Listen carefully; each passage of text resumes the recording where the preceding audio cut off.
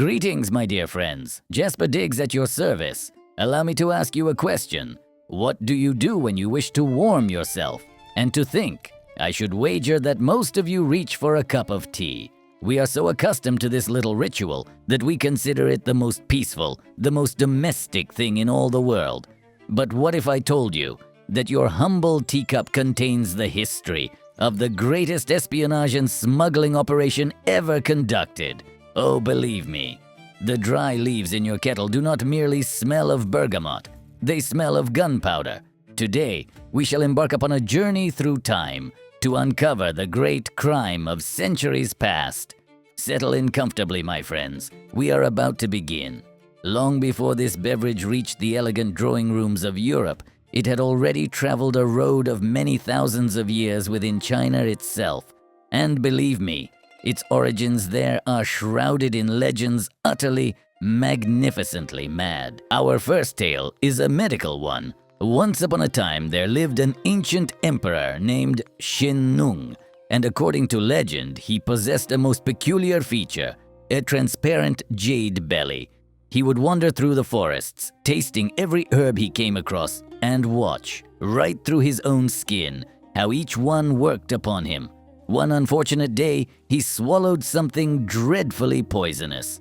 The dying emperor sat down beneath a wild bush to boil himself some water, when all of a sudden, a gust of wind tore several leaves from the branches above and tossed them straight into his kettle. Shen Nung drank the brew, and through his jade belly he watched, with his own eyes, as the miraculous leaves neutralized the poison within him. And thus, my friends, tea was discovered. Too gentle a tale for your taste? Worry not. The Chinese have a version rather more severe. The legendary monk Bodhidharma once swore an oath to meditate for 9 long years, facing a stone wall in absolute silence. But in the 7th year, his eyelids betrayed him. They fell shut, and he slept. When he awoke, the monk was so enraged at his own weakness that, in a fit of fury, he cut off his own eyelids and flung them upon the ground. And there, upon the very spot where they fell, there grew the first tea bush in all the world. The monks began to brew its leaves to chase away sleep during their long, long hours of prayer. Be that as it may, my friends, the Chinese drank it as medicine. They meditated with it. They wove it into a sacred religious cult.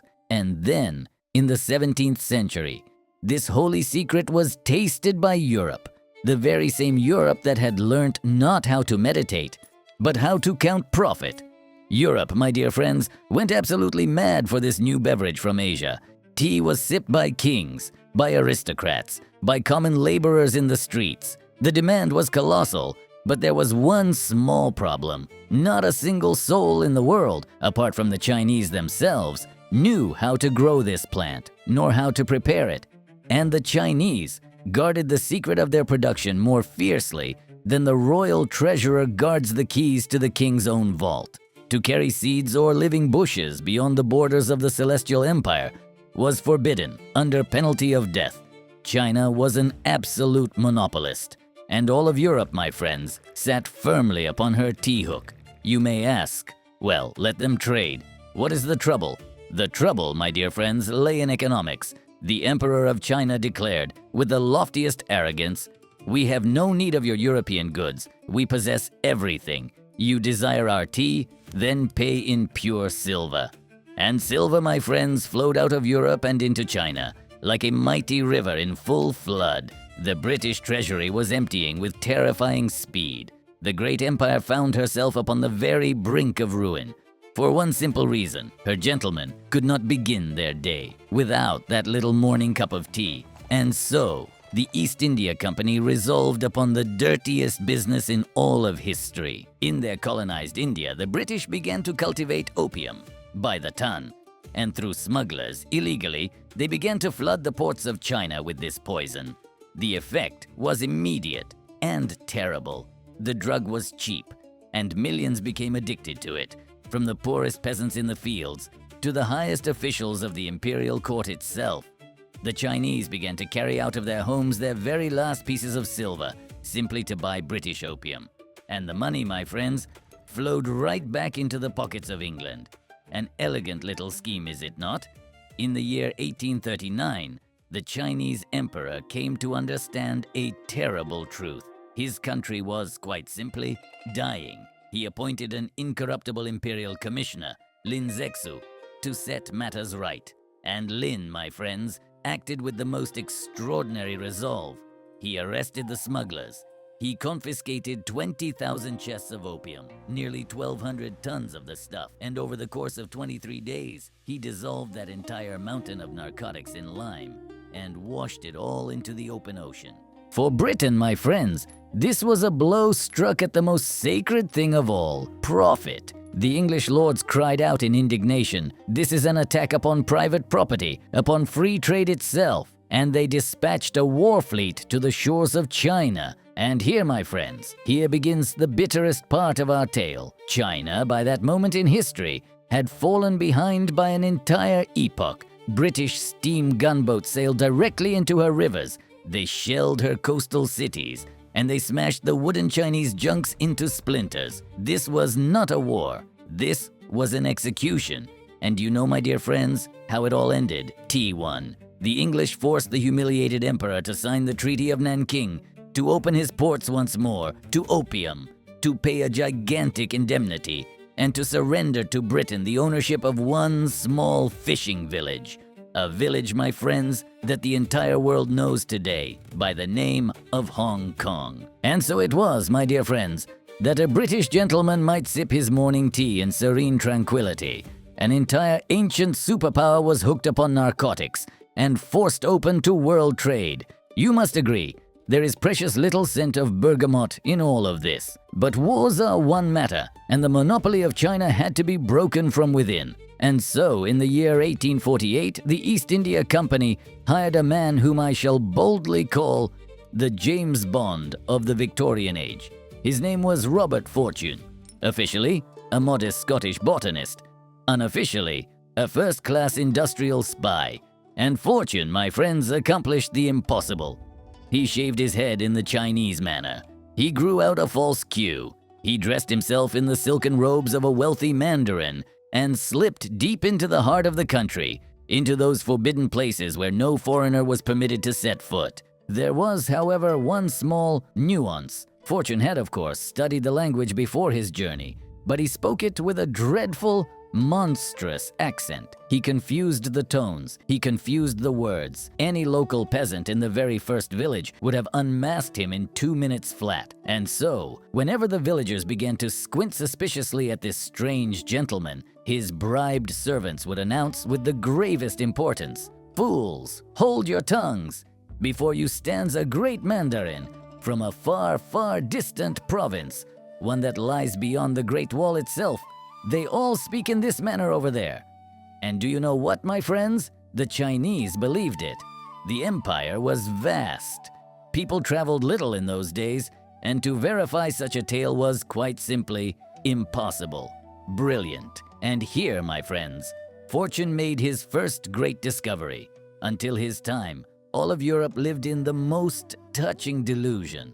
Europeans were utterly convinced that black tea and green tea were two entirely different plants. And the Chinese, of course, diligently maintained that illusion to keep their competitors thoroughly confused. Our botanist spy slipped his way into a tea factory and with his own eyes witnessed the entire process, from the very first leaf to the very last. And he became the first man in the world to write back to London, "Gentlemen, we have been led by the nose. It is the same bush.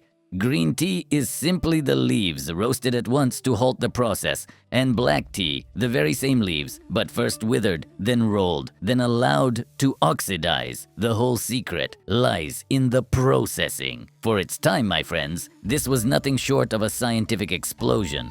But to know the secret is only half the battle. One had to smuggle the living plants out of China itself. And here, my friends, rose a great wall of technology. Tea seeds are dreadfully capricious creatures. They wither swiftly. They perish in the salty sea air of a ship's hold. Before Fortune, every attempt to export tea had failed.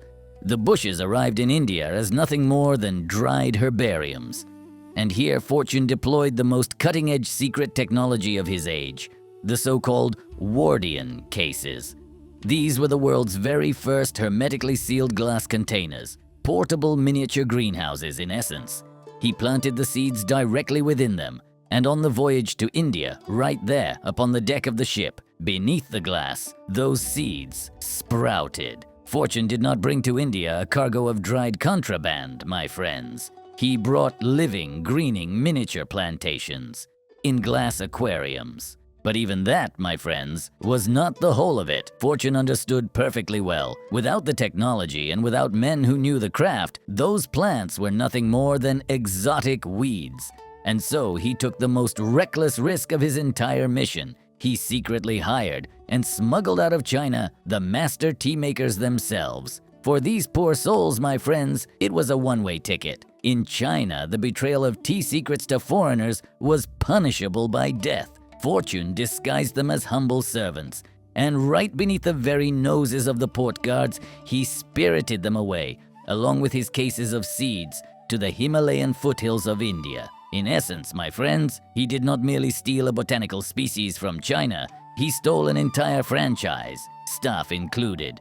And then the work began in earnest. The Chinese masters built the first factories in those mountains from the ground up. They tuned the drying ovens. They taught Indian workers to pluck only the bud and the two topmost leaves. And they revealed the sacred secrets of fermentation. It is thanks to these nameless Chinese masters, my friends, that within mere decades, India flooded the entire world with cheap and excellent tea, and finally broke the economy of the Celestial Empire. And so it was, my dear friends, thanks to the espionage of Robert Fortune and the quiet courage of those nameless Chinese masters, tea undertook its most extraordinary journey. It transformed itself from the drink of Chinese emperors into the humble cup that stands today upon every kitchen table in the world. Think upon this, my friends. The next time you pour yourself a hot cup in the evening, it is remarkable, is it not, how the most ordinary things in our lives hold within them the most extraordinary stories.